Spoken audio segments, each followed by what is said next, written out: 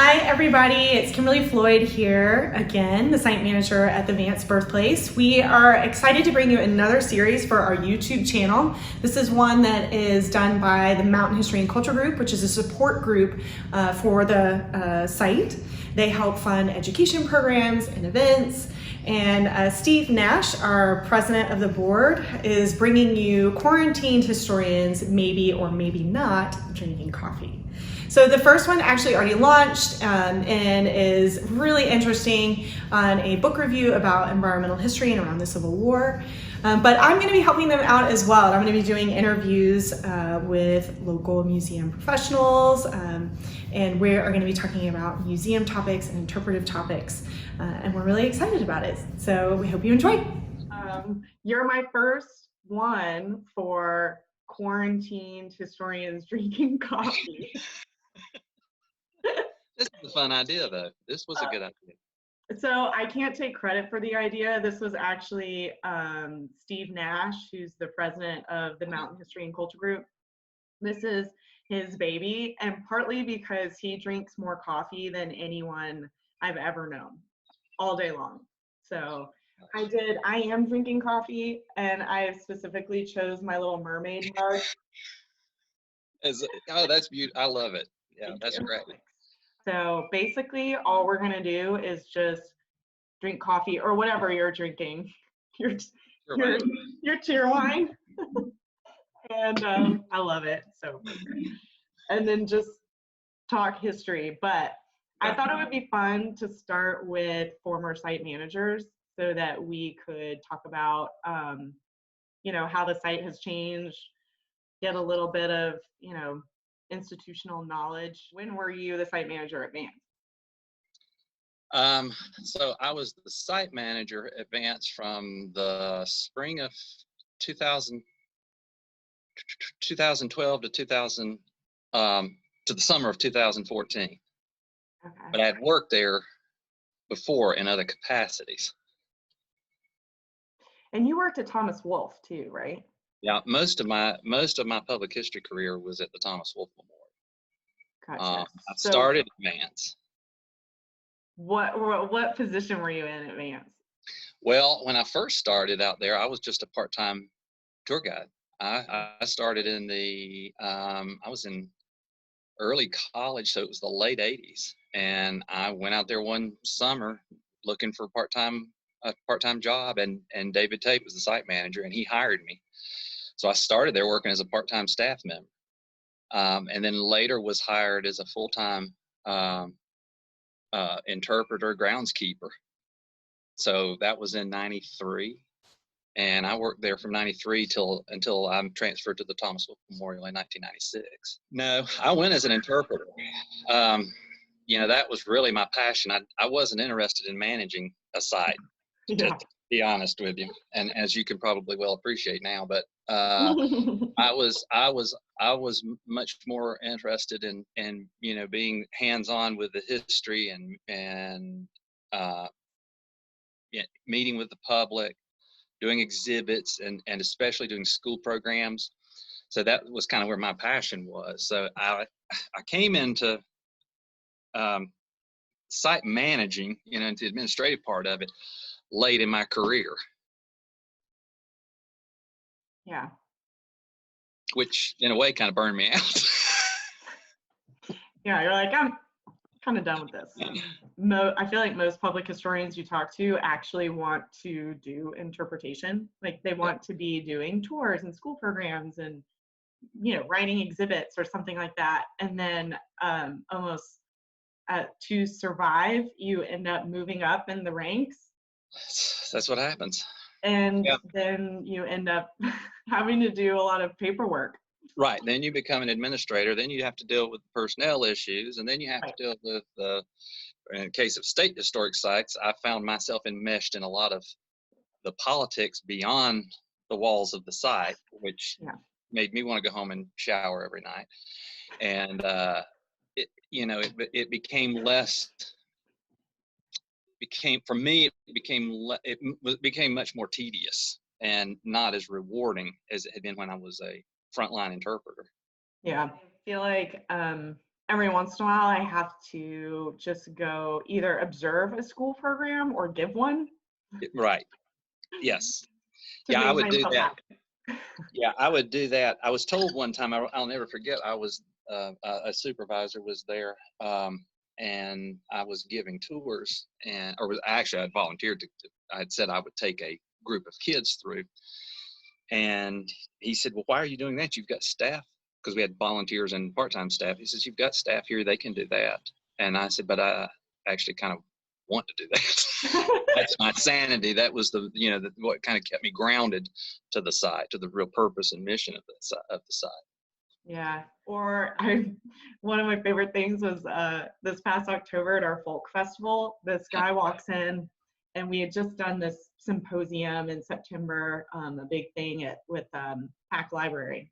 And there was a keynote at night, and I was there, and this guy comes into the folk festival, and he's like, oh, I know you.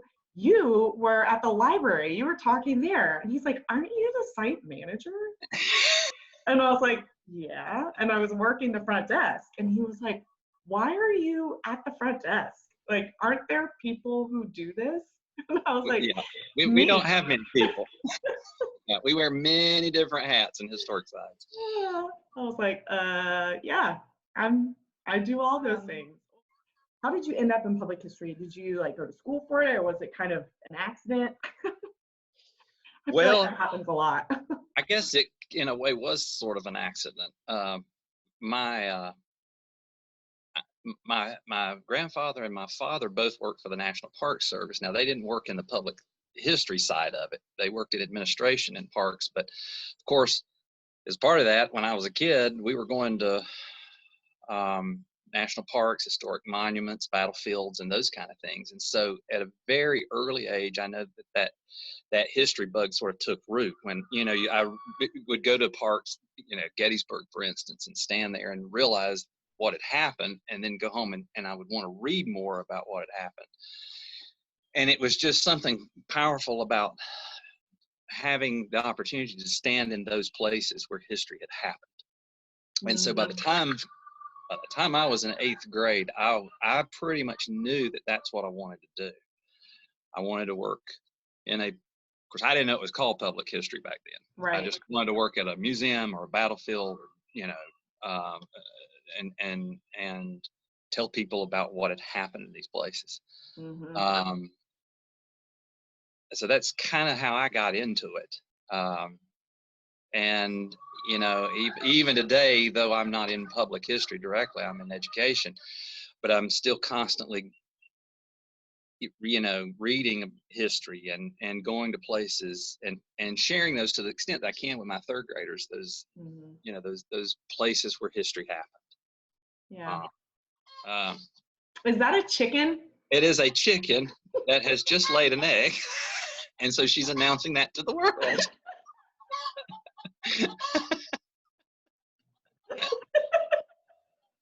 I was like, wait a minute. Crowd. This is, of course, I knew that this would, and when I came outside, I thought, it's probably about time for her to lay her morning egg. And then she goes, she's cackling. She's very, very proud of that. Oh my gosh. All right. I like it. Very, very different reactions to it. People either really love him or really hate him, and then they make really quick assumptions about where I stand. Right. Exactly. Politically, personally, all of these things just by working there. So I'm kind of interested, to hear your thoughts, like what tours were like, who was coming to the site, what was the visitation like? Well, when I started back in the 80s,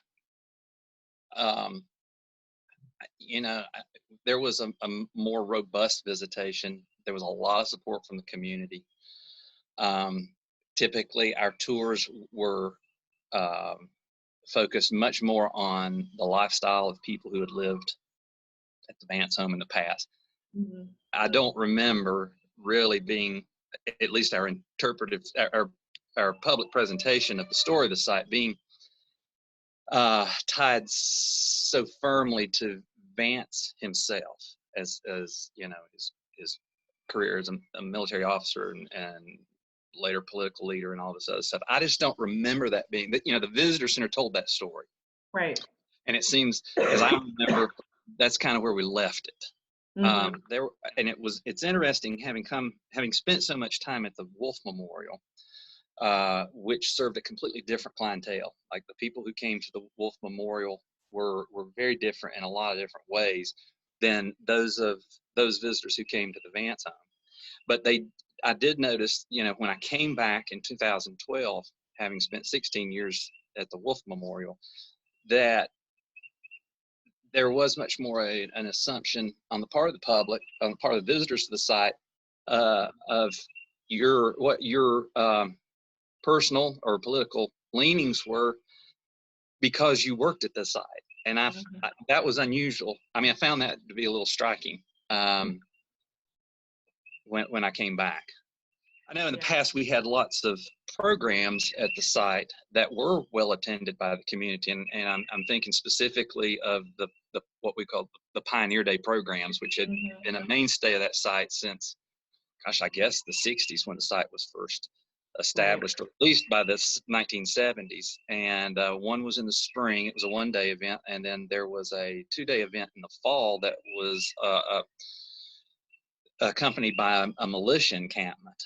And I remember, especially the fall Pioneer Days was a huge event when I was a kid.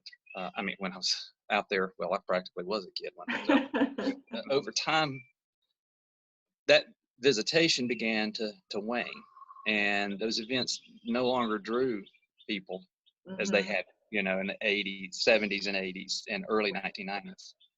And even though we would try to tweak them or change the format of those programs, it never tended to. We were never able to tap into the public's interest in those type programs.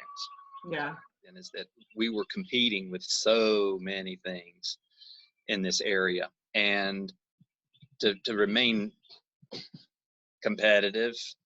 I mean, we had, and this was the case also at the Thomas Wolfe Memorial. It wasn't even, it's not exclusive to Vance, but we had to figure out ways to package and market the theme, the story, the museum, and sometimes we would tread on those outer limits. I felt like that we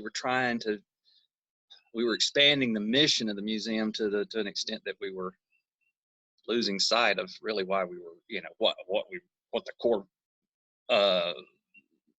reason for our being was. And we knew we had to do certain things in order to try to attract an audience, or in some cases to raise money, but you kind of did it with that Uchi feeling.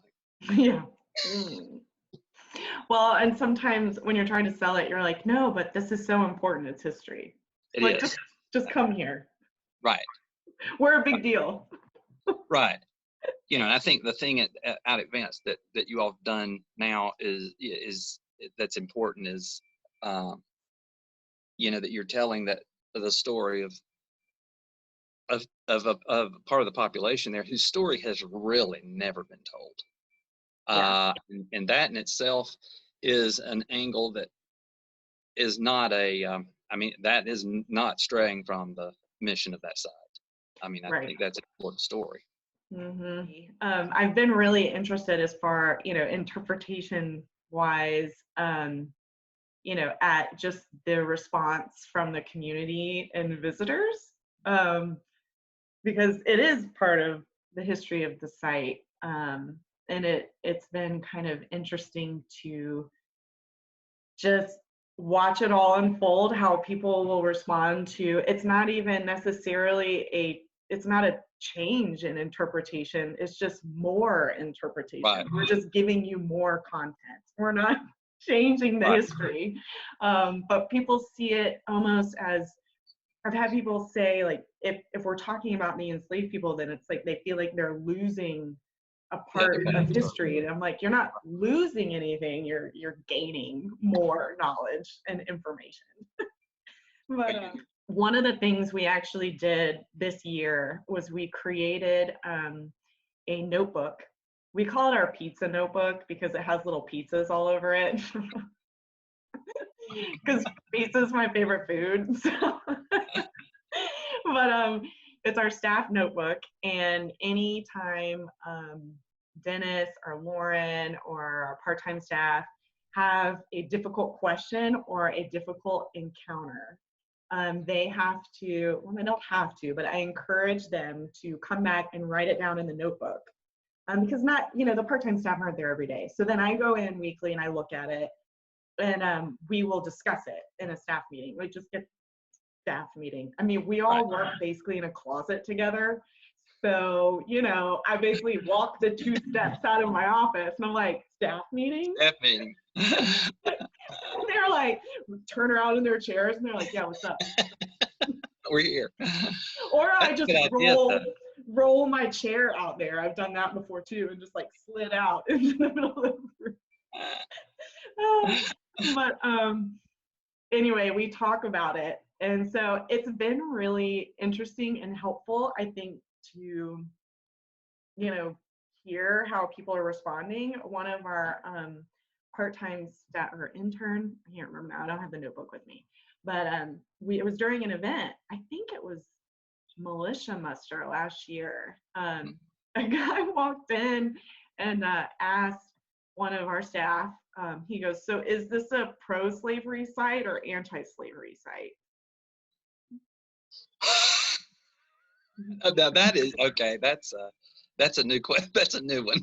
All right, used it, in the notebook as an opportunity to be like, okay, so, what? And what? So it got me thinking, and I was wondering, do you remember like any kind of interesting encounters you had with visitors, questions, anything like that happened at Vance? Yeah, a visitor would remark that in sort of this reflective moment that history was those were simpler times. And I know that, and I always felt like, okay, I just didn't do my job. Somehow I failed to accurately represent, what life in the past was really like. Right. Or the constant question, going back to slavery, was when, and of course, our interpretation of the slave population at Vance was nothing compared to what it is now. But we tried to tell as much of the story as we at that time knew. Mm-hmm. But the question would always be, were the Vances good to their slaves? And yeah. I always thought that was kind of interesting. Like the fact that they were enslaved to begin with, they didn't consider to be in itself right. morally wrong. But as long as it's almost as if they could, in good conscience, continue to admire the family, as long as they were good to their slaves. I just found that to be interesting. We almost should have dual degrees between museums and like psychology or something. Yeah. Because I think people are coming because they want to heal. They want to come and they want to learn more about themselves. Yeah. Uh-huh. There's a sense of, I think, of guilt that we carry into these places where that story is told, or at least that story is present, and they're aware of that. I started reading there in the last few months or year that I was at the site, the selections from the I'm trying to think who wrote that, but it's a book called To Be a Slave, and it was a collection, but Jim Lester, I believe it was. But anyway, he collected anecdotal stories both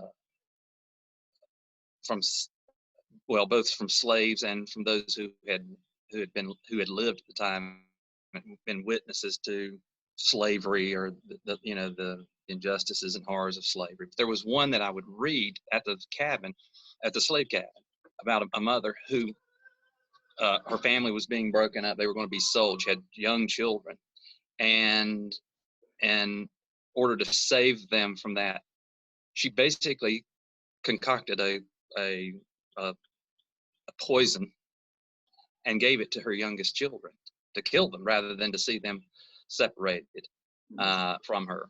And, and I would read that, because I felt like people needed to hear that it doesn't really make any difference whether they were treated well by the family. The fact that they were enslaved and they were always subject to those, those horrific sort of situations of having your families broken up, sold away from you, that it was kind of immaterial or irrelevant whether or not they treated them well. Right. Yeah, the question is a bit of an oxymoron. Mm-hmm. The tour is still really similar to what it was in the sense that we're talking about what life was like in, late 1700s, early 1800s on a farm, in essence. What is the work that's being done? But we do talk specifically about the different enslaved people that were there, Venus and Jim the blacksmith and what they were doing. And then we actually finish in the sitting room now after we've talked about Venus and taking care of the children. And then we read a quote from Vance's Scattered Nation. And we read the part where he says that he's, advocating for some Jewish people and not all Jewish people, some Jewish people. And in the same sentence literally says, these people have offered so much to society, unlike African Americans who have offered nothing and are barbarians. He literally uses the word barbarians.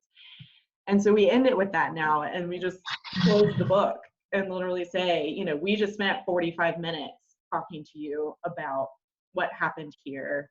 And we, Vance was able to do what he did and get where he got on the backs of African Americans. And then, he then later in life says this repeatedly in a speech. So I, encourage you to think about the impact of that even on our society and our culture and world today, So it's been the response. People usually just like stare at us in silence. And I'm like, it's okay, just process that. You can talk about it in the car on your way home.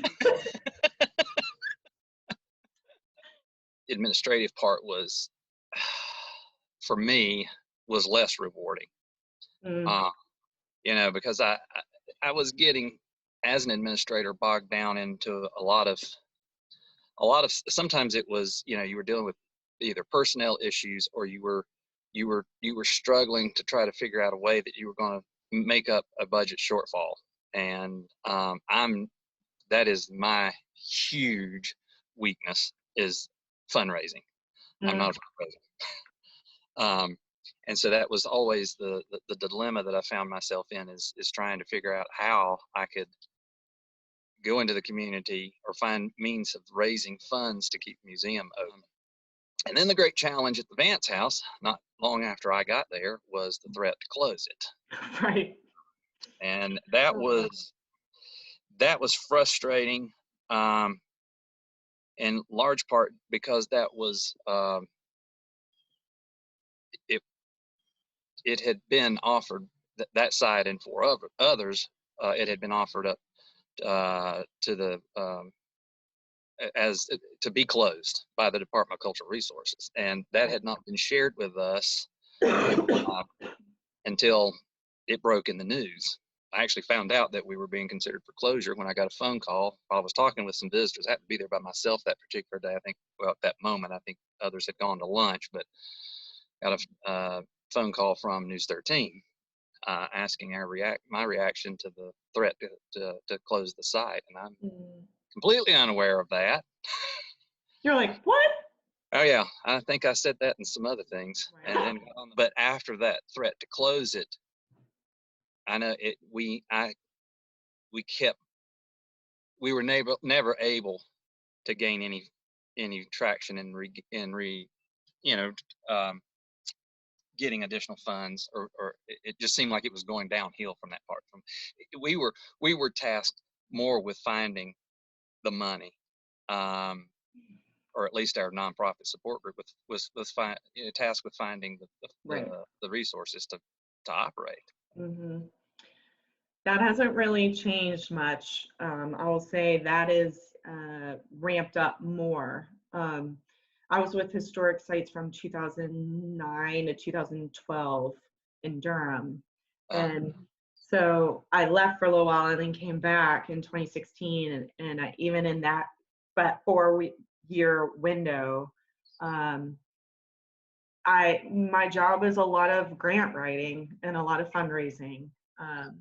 So what did y'all do? I mean, you found out that you were potentially gonna get shut down. So Yeah. what I did is I went home and got on my cell phone and started calling people that I knew that could speak out, who could write those letters, who could call the governor's office and others, and call historic sites. And there were a lot of people that stood in support of the site, that they didn't want it closed. A lot of organizations, reenactor groups, individuals, and so they basically launched a campaign, letter writing campaign and phone campaign.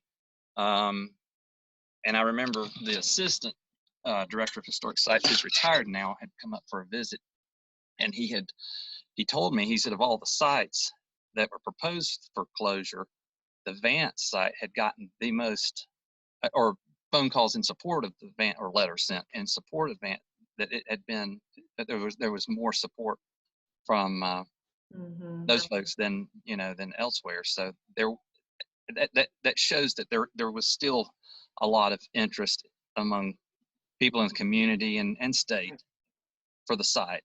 Having come through two, and I'll call them disasters, the Wolf House, the fire at the Wolf House, and of course I was involved, but I wasn't the manager. Steve Hill was the manager at the site, and heard far more of the day-to-day, frustrations and anxieties and all that than the staff did.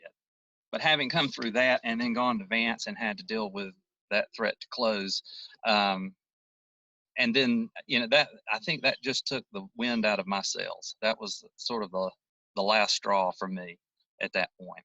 I also knew and had been told that I needed to impress upon our support group and of course the staff that we were going to have to come up with a way to basically generate most of the operating budget for the site, that the legislative branch would, they were under pressure to reduce funding.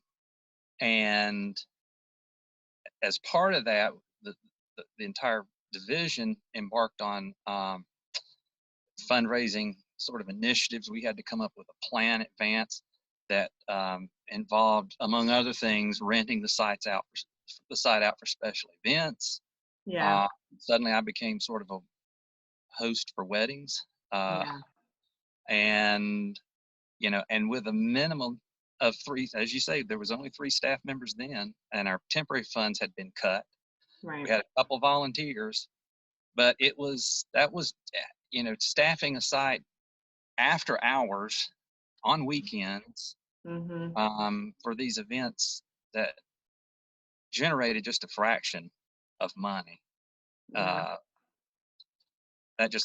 finally just realized I had pretty much done what I could do at the Vance Birthplace and for historic sites. Rentals are from every museum and historic site I've worked at. I feel like we all need to get together and write a book of like what brides do. Right.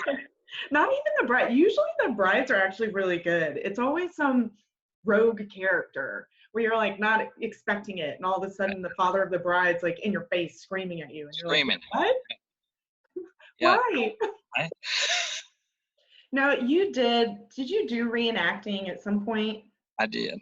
Okay. Yeah. So what's that like? Well, for me, and of course, that was all part of my emerging interest in public history. When the time I was in the 8th grade, I was really interested in that period in the mid-19th century and the American Civil War, and partly because I had spent a lot of time traveling with my family it seems like we were always going to forts or Civil War battlefields, and it just seemed like that's where we ended up when we went to National Park. So by the time I was in the 8th grade, a friend of mine and I went to the chickens laid another egg. We went I can out hear to it. we went out to the Vance Birthplace. Let's see, where was that? Oh yeah. So anyway, we went to I went to Vance to one of their I guess it would have been their pioneer Living History Day and militia encampment, and talked to some Revolutionary Era War reenactors. And one of them belonged to they did a dual impression. One belonged to a Civil War unit, the 6th North Carolina. Well, we got bit by the bug, so a friend of mine and I decided that that's what we wanted to do. By about the time I started with historic sites, I was sort of trending out of that hobby. Why? Well, partly, I think a lot of it had to do with, I think that there were a lot of reenactors that, and not all of them, because there are reenactors who are quality living historians. Yeah. I mean, they actually have a talent and an appreciation for preserving history, presenting it in a fair and accurate way. But there are also many that came in with some either preconceived notions that were based on particular politics, or a only casual reading of history, and that began to become more and more evident to me as I grew in this hobby, meaning that as I've been with it for some time and began to think more critically about what it was I was doing and what we were really presenting to people, that I just kind of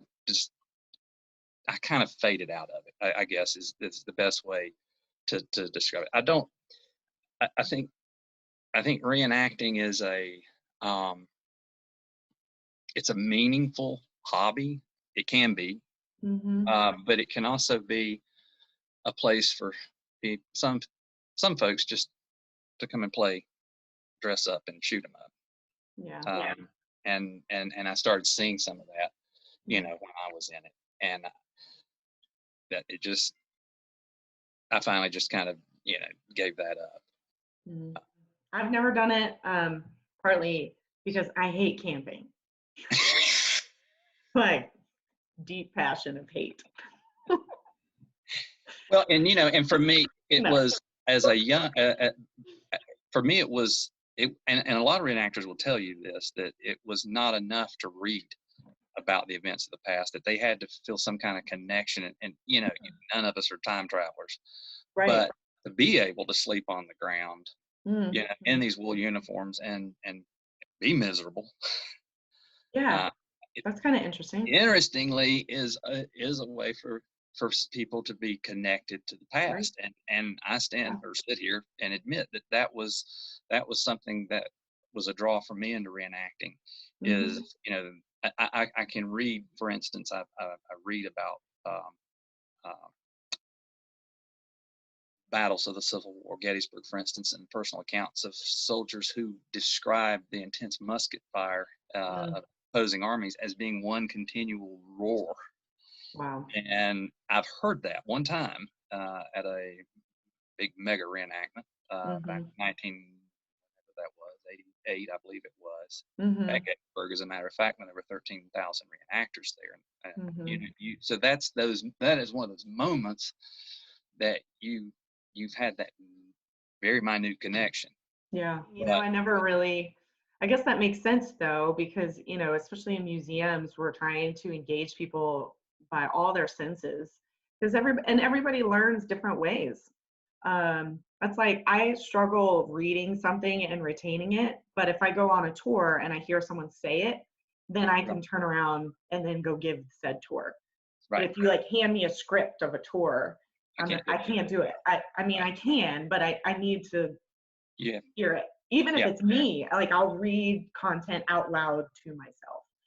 So the idea of wanting to connect to history in that way, to be honest, I've just never really really thought about it. A lot of times what I think about when I think of the reenacting is I'm very conflicted by it, because I know for a lot of people, especially African Americans, you know, you're reliving a time when African Americans were owned by other people. So they, like, you know, that's a very different kind of connection that someone would be making. So thinking through, like, just the safest, like, emotionally safe way to do that for people. I got to where I didn't enjoy the battle reenactments, because those really struck me pretty soon, as being, I mean, you're recreating mass carnage. Yeah. And I remember seeing reenactors who were laying on the field as casualties, you know, laughing and joking, and I thought, there's just something about this that's not right. Yeah. Living history, you know, when we would go to places like Vance, or a site like Vance, where we were doing living history encampments, and basically the public was in, you know, they were able to come up and interact, and you could show them the contents of haversacks and the, you know, sleeping quarters and the tents and whatnot. Was a more meaningful, educated experience for visitors than battle reenactments. You know, having been away from it for now, I guess, going on 7 years. When we came back this fall with our third graders, when we came out from our school for the field trip, it was really neat to see just sort of how the whole interpretive program has changed, and how you've incorporated the voices of others that have not been heard, really.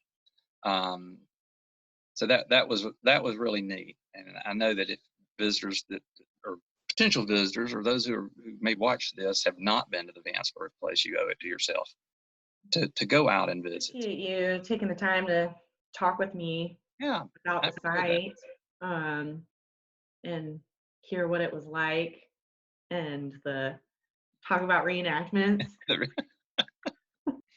Yeah. All right.